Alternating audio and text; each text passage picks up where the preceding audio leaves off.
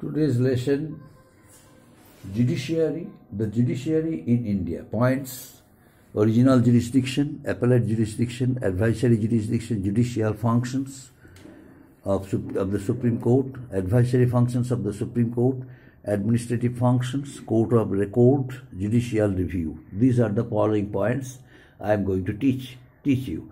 First point, original jurisdiction. What is original jurisdiction? Now I am going to teach you. What is original jurisdiction? Original jurisdiction means the right of any court, to hear a case in the first instance. That means one case can go from lower court to the high court, to the higher court. One case may go from the lower court to the higher courts. And interpretation of the Constitution, what is this? Whenever any lower court fails to interpret the constitutional procedure properly, that matter goes to the higher courts. And which is the highest, court of appeal? The highest court of appeal is the Supreme Court. Which is the highest organ of the judicial system? The Supreme Court is the highest organ of the judicial system. In that case, the Supreme Court is the highest authority to interpret the laws of the Constitution, the articles of the Constitution. Only for that reason, the cases generally goes from the lower court to the Supreme Court for better explanation, for better interpretation of the laws of the country, laws as per the laws and articles of the Constitution of India. So this is known as original jurisdiction. That means it refers to disputes between states, disputes between two more states, fundamental rights. Supreme Court, through Supreme Court has the power to transport cases to itself involving substantial question. Disputes arising, the first 3 points lie within the exclusive jurisdictions. That means in a nutshell we can discuss within this video that Supreme Court original jurisdiction refers to the power to hear and determine a dispute. In the first instance. It happens in the cases which cannot be moved in any other court than the Supreme Court. So this is known as the original jurisdiction. This includes disputes between two states or between Government of India and one or more states of India. And next one, the center and any state or states on one side, and one or more states on the other side. So this is known as original jurisdiction. Next one, appellate jurisdiction. What is appellate jurisdiction? Whenever a court, lower court, is required to appeal, is required to go for better jurisdiction, better justification of law, better verdict from higher court. In that case, any party can file for better justification of law, for better judgment, for better justice to the higher courts. In that case, the case may go from lower court to the high courts, from high court to the Supreme Court. So this is known as appellate jurisdiction. In that case, the person who intends to have better justification, better judgment, better verdict from lower court, in that case the person generally spends money and may file for better explanation of the laws of the country, and the case generally goes from lower court to high courts to the Supreme Court. So this is known as appellate jurisdiction. In that case, the person has to make one application, appeal. The person has to appeal for the high courts, appeal for the Supreme Court. So this is known as appellate jurisdiction. Appellate jurisdiction. Another thing is that the appellate jurisdiction of the Supreme Court extends to constitutional, civil and criminal cases. Any matter that involves important points like of law and needs of interpretation of the Constitution can be brought to before the Supreme Court, and few types of cases can be appealed in the Supreme Court for better explanation. For example, civil cases. Appeals in civil cases, lie to the Supreme Court if the High Court certifies either that the case involves a substantial question in that case in order to make it general importance, or that the question needs to be decided by the Supreme Court. And another one, criminal cases.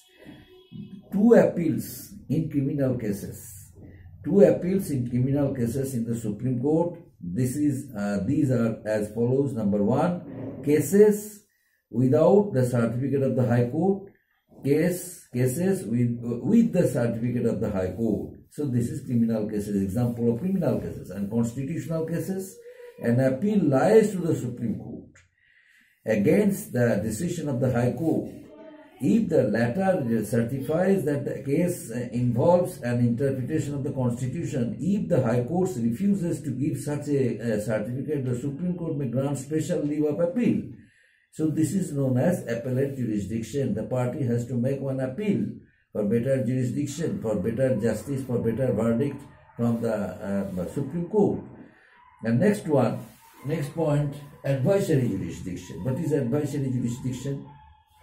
The president may ask for the advice of the court in any matters relating to public importance or any question of law, but such opinion of the court is not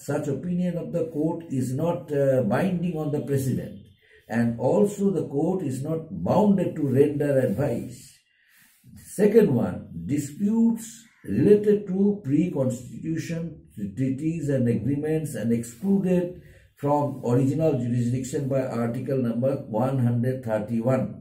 And number 3, any decision can file a public interest litigation in the Supreme Court under special grievances of women, children and other weaker sections by simply writing them on a postcard. So this is nothing but advisory jurisdiction. Now next point,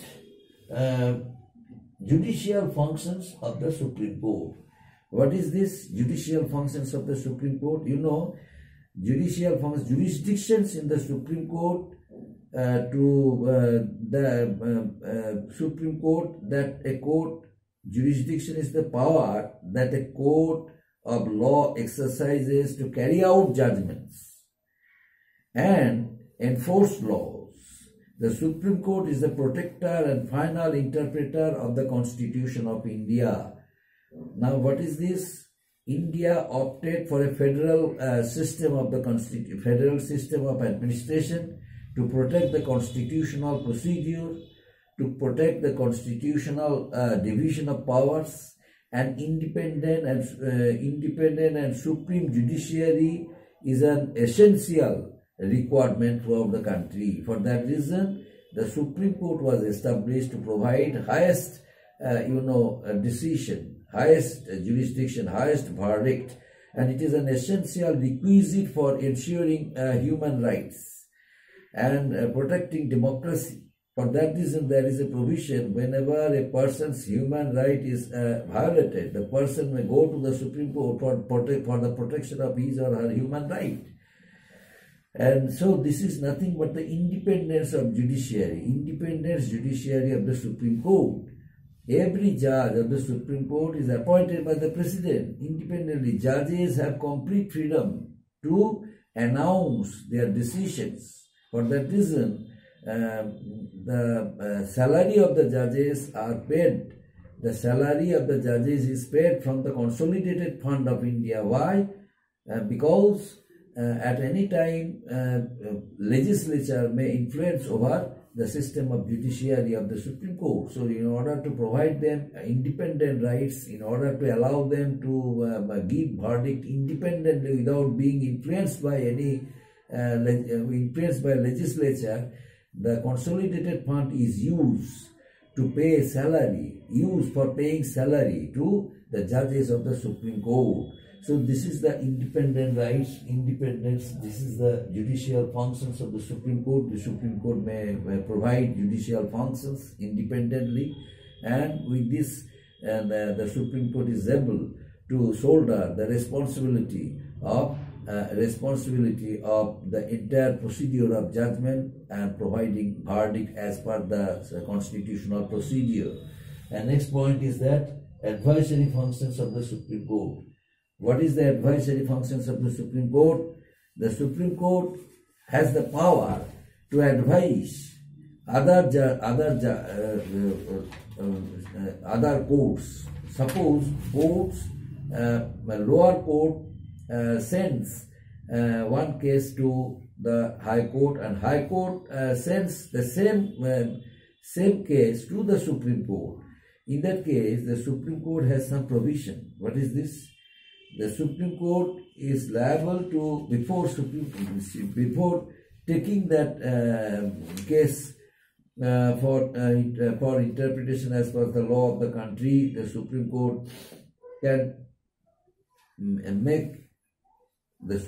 can make other things than this. What is this?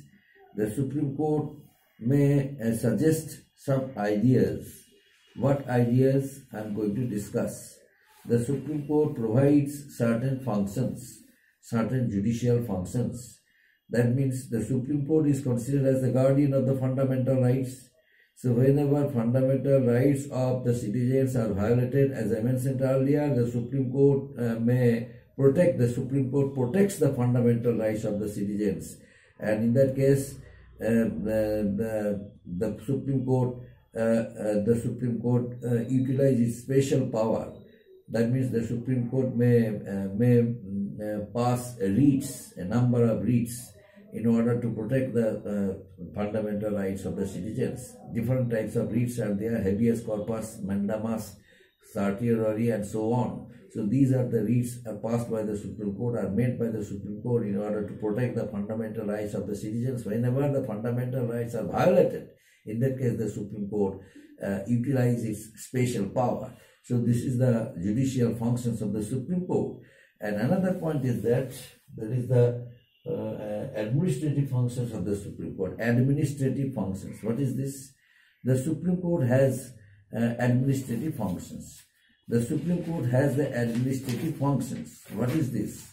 Advisory functions, administrative functions. The Supreme Court, as the apex court of India, it has some administrative functions. In order to provide smooth functioning of a judicial procedure, the Supreme Court looks after the administration of all courts of the country and regulates their functioning. It decides on the procedures that have to be adopted and the methods to make the system efficient and effective for all. Since the Supreme Court is the apex court of India, the Supreme Court has the supreme authority to look into the cases of different courts, lower courts, whether the administrative functions of whether the entire procedure of judgment and judicial procedure is going on smoothly. Before sending it to the Supreme Court by the lower courts, Supreme Court has the authority to look into the matter whether they are going to send any case for the Supreme Court or smoothly or trying to provide smooth functioning, smooth judicial procedure, and is trying to put an end to the case, and with satisfaction. That means this satisfaction of each and every person is required. Why? Because each and every person spends money for being given proper judgment. for impartial judgment. That's why the Supreme Court has the authority to look into the matter. The Supreme Court has the authority to look after the administration of all courts of the country. And next one, court of record. All decisions and degrees of the Supreme Court are kept as record for future reference. Important decisions in landmarks, cases of the high courts are also kept as record to raise as points of reference in other cases. And sometimes some examples are followed by the lower courts. For that reason, there is a system of court of record. The Supreme Court, keeps record of different cases, so that in future the same cases can be consulted from that record room by any lower court. For that reason, Supreme Court keeps records for future reference. The next one, judicial review. What is judicial review? The Supreme Court has the authority to have judicial record. Why? Because the Supreme Court is called the custodian of the Constitution, and for that reason the Supreme Court has the authority to have one judicial review. What judicial review? What is judicial review?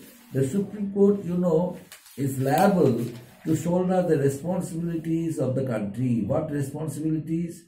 Responsibilities of the Constitution, because in Constitution there are so many articles, and these articles are supposed to be explained, clarified by the Supreme Court. Whenever the lower courts fails to do it, so the Supreme Court is supposed to do it.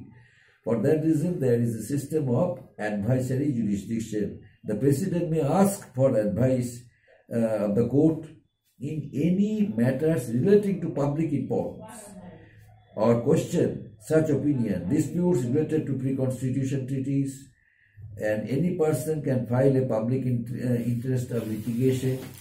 In that case, one of the most important reasons why the Supreme Court is called the custodian of the Constitution is that it has the power to examine the validity of laws made by the Union and state legislatures. In case any law violates the spirit of the Constitution, in that case the Supreme Court can declare it null and void. That means legislature cannot pass any type of law.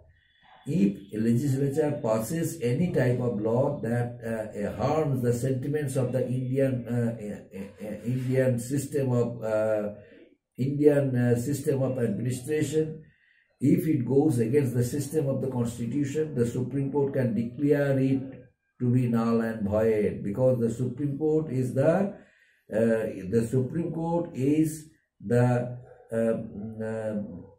custodian of the Constitution, apex court of the country. For that reason, the Supreme Court utilizes special powers and obstruct the way of passing this type of law which goes against the system of the Constitution. Up to this, my dear students, next day, high courts, then the teaching of this lesson will be over. I am going to discuss the last lesson, then your syllabus for the upcoming exam as per the revised syllabus of the Council, and term 2 will be over.